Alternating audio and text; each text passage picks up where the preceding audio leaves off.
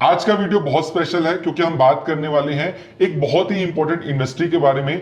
अगर मैं आज अपनी डेली लाइफ की बात करूं तो मेरी लाइफ स्टार्ट होती है मॉर्निंग में मेरे मोबाइल से, फिर मैं काम करता हूं अपने लैपटॉप के ऊपर। सभी इलेक्ट्रॉनिक चीजें मैं यूज करता हूं पूरे दिन में।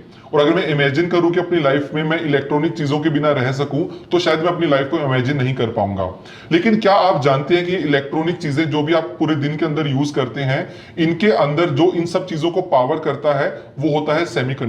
सेमीकंडक्टर एक ऐसी चीज है जिनकी वजह से ये सब पॉसिबल हो पाया है, जो इलेक्ट्रॉनिक वर्ल्ड ने पिछले कुछ सालों के अंदर इंप्रूवमेंट किया है या यहाँ पे जो भी इनोवेशन किया गया है। तो आज इस वीडियो में हम बात करने वाले हैं सेमीकंडक्टर के बारे में और पूरी इंडस्ट्री के बारे में, और कौन कौन सी ऐसी कंपनीज हैं जो इस इंडस्ट्री के अंदर अपना बिजनेस रन करती हैं, जहां पे आप इन्वेस्टमेंट करने के बारे में सोच सकते हैं अपने रिस्क को समझ के, अपनी ड्यू डिलीजेंस करने के बाद।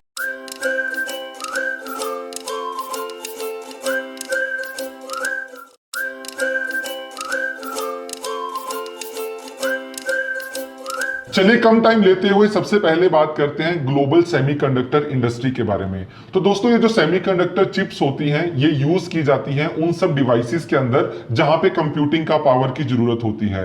अगर मैं बात करूं मोबाइल की, लैपटॉप की, हर जगह पे इन सब चिप्स का यूज किया जाता है जो मेनली सेमीकंडक्टर से बनाया जाता है। अगर मैं आज के दिन के सेमीकंडक्टर डिवाइसेस की बात करूं तो यहां पे सबसे इंपॉर्टेंट होता है मॉसफेट ट्रांजिस्टर, जिसका बहुत ज्यादा यूज किया जाता है हर डिवाइसेस के अंदर।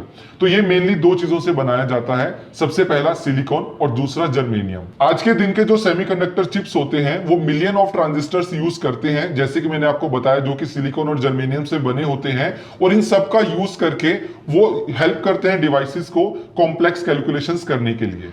जैसे कि आपको पता है कि पूरी इंडस्ट्री के अंदर इन चीजों को छोटा रखना और इसके अलावा इनको कॉम्प्लेक्सिटी से निकाल के जितना ज्यादा फास्ट बनाया जा सकता है, ये बहुत ज्यादा जरूरी होता है पूरी इंडस्ट्री के अंदर। इसके अलावा इन सब चीजों का प्रिसीजन यानी कि एक्यूरेसी बहुत ज्यादा इंपॉर्टेंट हो जाती है कि कितने ज्यादा एक्यूरेट होंगे और इनका प्रिसीजन कितना ज्यादा अच्छा होगा। डिटेल में जानने के लिए बात करते हैं कि पूरी इंडस्ट्री मेनली तीन चीजों के अंदर डिवाइडेड है, जहां पे वन बाय वन हम इसके बारे में डिस्कशन करेंगे। जो पहले टाइप की कंपनीज है उनको फैबलेस बोला जाता है, और ये कंपनीज अपने चिप्स और सेमीकंडक्टर डिवाइसेस को डिजाइन करती हैं और उनको बेचती हैं, लेकिन इनका मैन्युफैक्चरिंग करने के लिए वो ये पूरे काम को आउटसोर्स करती हैं।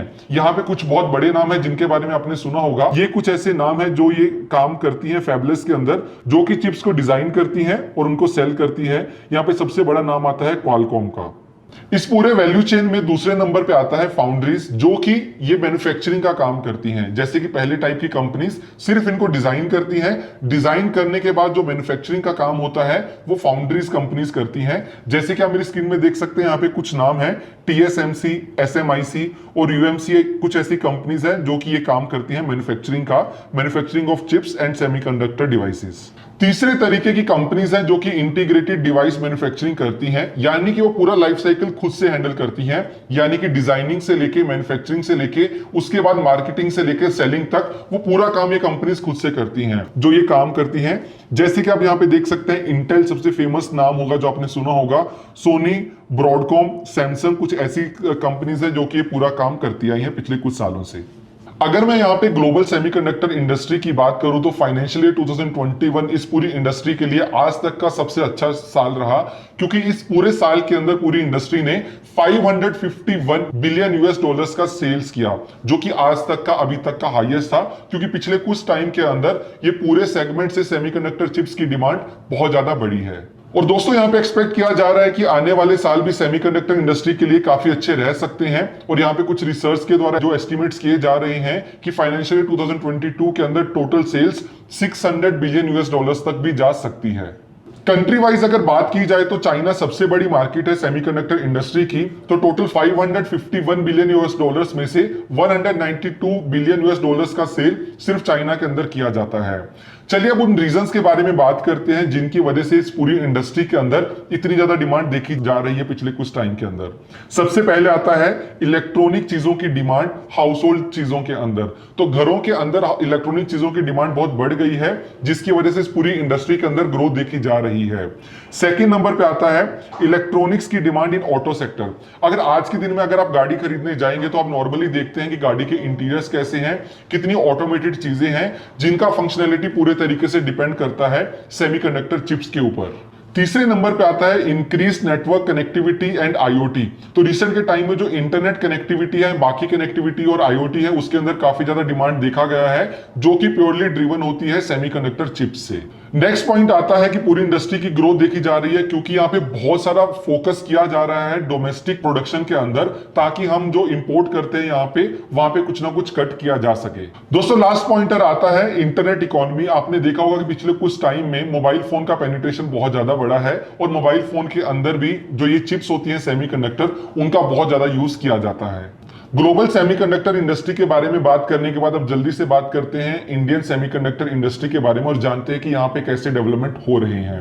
तो दोस्तों इंडिया में जो नॉर्मली सेमीकंडक्टर का जो डेवलपमेंट किया जाता है, ये अभी बहुत ही नेसेंट स्टेज पे है, यानी यहाँ पे अभी डेवलपमेंट होना स्टार्ट हुआ है पिछले कुछ टाइम के अंदर। और यहाँ पे जो भी अभी चिप्स मैन्युफैक्चर किए जाते हैं वो नॉर्मल हाउस होल्ड चीजों के लिए किए जाते हैं। अभी भी जो कोर कॉम्प्लेक्स कंप्यूटिंग के लिए चीजें और जो सेमीकंडक्टर चिप्स यूज किए जाते हैं, वो मेनली अभी इंपोर्ट किए जाते हैं बाकी कंट्री से इंडिया के अंदर। मेजर इंपोर्ट्स की वजह से यहाँ पे इंडियन इकोनॉमी का बहुत बड़ा डिपेंडेंसी है ग्लोबल एक्सपोर्टर्स के ऊपर, और वहां पे अपना डिपेंडेंसी होने की वजह से गवर्नमेंट ऑफ इंडिया ने काफी अच्छा इनिशिएटिव लिया था, जहां पे इंडिया में पीएलआई स्कीम लॉन्च किया गया था, जहां पे बोला गया था कि सेमीकंडक्टर इंडस्ट्री को डेवलप करने के लिए गवर्नमेंट ऑफ इंडिया 76,000 करोड़ का बेनिफिट देगी नेक्स्ट 4 to 5 ईयर्स के अंदर। पीएलआई स्कीम के बाद यहां पे पॉजिटिव डेवलपमेंट्स भी देखे गए, और ये स्कीम लेके आया गया ताकि इंडिया के अंदर सेमीकंडक्टर मैन्युफैक्चरिंग का एक अच्छा इकोसिस्टम डेवलप किया जा सके। और यहां पे जब बेनिफिट्स देखने को मिले, तो यहां पे ये भी देखने को मिला कि काफी वर्ल्ड की बाकी कंपनीज भी इंडिया के अंदर जॉइंट वेंचर्स में उन्होंने अपना काम करना स्टार्ट किया। यहाँ पे सबसे बड़ा एग्जाम्पल है वेदांता और फॉक्सकॉन का, जिन्होंने यहाँ पे एक जॉइंट वेंचर बना के यहाँ पे मैन्युफैक्चरिंग करने के बारे में सोचा है। इंडस्ट्री के बारे में बात करने के बाद अब बात करते हैं सबसे इंटरेस्टिंग टॉपिक की, और बात करते हैं उन 5 कंपनीज के बारे में जो इस सेक्टर के अंदर काम करना स्टार्ट कर चुकी हैं या आने वाले टाइम में स्टार्ट कर सकती हैं। दोस्तों इस पूरे इकोसिस्टम में सबसे पहला नाम आता है वेदांता का, जैसे कि मैंने आपको बताया था, और वेदांता के फाउंडर एंड सीईओ हैं अनिल अग्रवाल, जिन्होंने इस कंपनी को स्टार्ट किया था। आज के दिन में वेदांता ग्रुप एक बहुत बड़ी कंपनी बन चुका है, और इनका बिजनेस अलग अलग सेक्टर्स के अंदर फैला हुआ है। अगर मैं कुछ बिजनेस की बात करूं तो मेनली इनका बिजनेस आयरन और कॉपर, एल्यूमिनियम, इन सब चीजों के अंदर फैला हुआ है। लेकिन इस सेगमेंट के अंदर भी वेदांता ने एंटर करने के बारे में सोचा है, जहां पे इन्होंने जॉइंट वेंचर स्टार्ट किया है फॉक्सकॉन के साथ, और इस अरेंजमेंट के चलते आने वाले टाइम में फॉक्सकॉन इंडिया के अंदर 118 to 120 मिलियन यूएस डॉलर्स का इन्वेस्टमेंट कर सकता है। और यहाँ पे जो initial semiconductor development manufacturing start होगा, उनका यूज नॉर्मल इलेक्ट्रॉनिक चीजों के अंदर किया जाएगा, जैसे कि एसी, रेफ्रिजरेटर एक्सेट्रा। चलिए अब बात करते हैं वेदांता के कुछ फाइनेंशियल नंबर्स के बारे में। जैसे वेदांता का मार्केट कैपिटलाइजेशन 1,49,000 करोड़ के आसपास का है, price to earning ratio 7.46, return on equity 20.4%, जो कि काफी अच्छा नंबर माना जा सकता है, operating profit margin 33%, debt equity ratio थोड़ा सा ज्यादा है 0.8 के आसपास, और पिछले 1 साल में कंपनी ने अपने इन्वेस्टर्स को 78% के आसपास का रिटर्न बना के दिया है। दूसरे नंबर की जो कंपनी है वो एक मल्टीबैगर कंपनी है, जिसने पिछले कुछ टाइम के अंदर मल्टीबैगर रिटर्न दिया है अपने इन्वेस्टर्स को, और इस कंपनी ने पिछले 1 साल के अंदर अपने इन्वेस्टर्स को 166% का रिटर्न भी बना के दिया है। अगर आपने गेस नहीं किया तो मैं बता देता हूं कि ये कंपनी टाटा ग्रुप की कंपनी, और इसका नाम है टाटा एलेक्सी। टाटा एलेक्सी इस सेक्टर के अंदर काम करती है, और आने वाले टाइम में अपने बिजनेस को और बढ़ाने के बारे में भी सोच रही है। दोस्तों टाटा ग्रुप ने यहाँ पे ये भी बोला है कि इस कंपनी के थ्रू वो आने वाले टाइम में 300 मिलियन यूएस डॉलर्स का इन्वेस्टमेंट कर सकते हैं, ताकि इंडिया के अंदर सेमीकंडक्टर मैन्युफैक्चरिंग और असेंबली की यूनिट्स को सेटअप किया जा सके। हम बात करेंगे टाटा एलेक्सी के फाइनेंशियल्स के बारे में। तो दोस्तों इस कंपनी का मार्केट कैपिटलाइजेशन 45,000 करोड़ के आसपास का है। कंपनी का पी रेशियो काफी ज्यादा है, जो कि 90.4 का है, क्योंकि ये हाई ग्रोथ कंपनी रही है। Next return on equity company का 30% के आसपास का है, जो कि अच्छा नंबर माना जा सकता है। कंपनी ऑलमोस्ट एक डेट फ्री कंपनी है। पिछले 1 साल के अंदर कंपनी ने 166% के आसपास का रिटर्न बना के दिया है।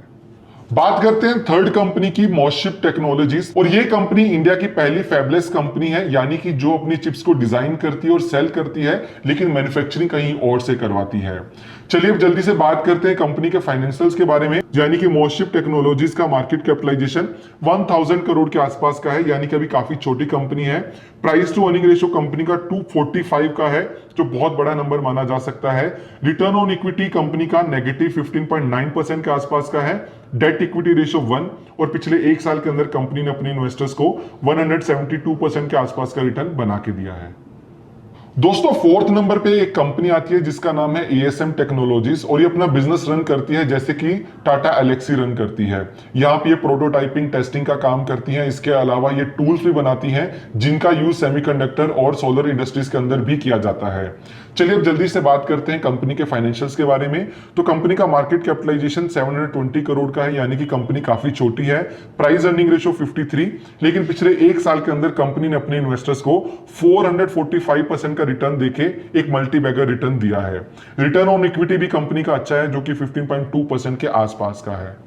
दोस्तों फिफ्थ नंबर पे आता है एसपीईएल सेमीकंडक्टर, जो कि एक सब्सिडियरी कंपनी है नेट्रॉनिक्स की। ये काफी बड़ी कंपनी है जो कि सिंगापुर बेस्ड कंपनी है और ये कंपनी मेनली फाउंड्री मॉडल पे काम करती है, यानी कि मेनली मैन्युफैक्चरिंग करती है सेमीकंडक्टर कंपोनेंट्स का।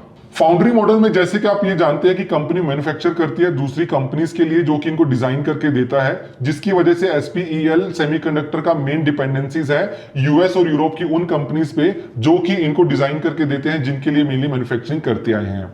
चलिए जल्दी से बात करते हैं कंपनी के फाइनेंशियल्स के बारे में।